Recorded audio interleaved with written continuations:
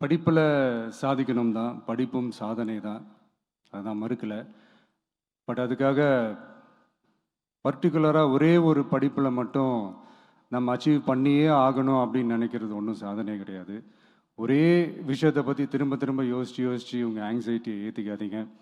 அவ்வளோ ஸ்ட்ரெஸ்ஃபுல் ஆக வேண்டிய அவசியம்லாம் ஒன்றுமே கிடையாது. இது நான் ஏன் சொல்கிறேன்னா,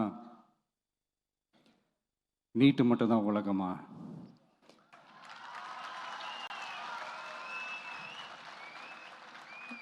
நீட்டை தாண்டி இந்த உலகம் ரொம்ப ரொம்ப பெருசு. அதில் நீங்கள் சாதிக்க வேண்டியது பல விஷயங்கள் இருக்குது.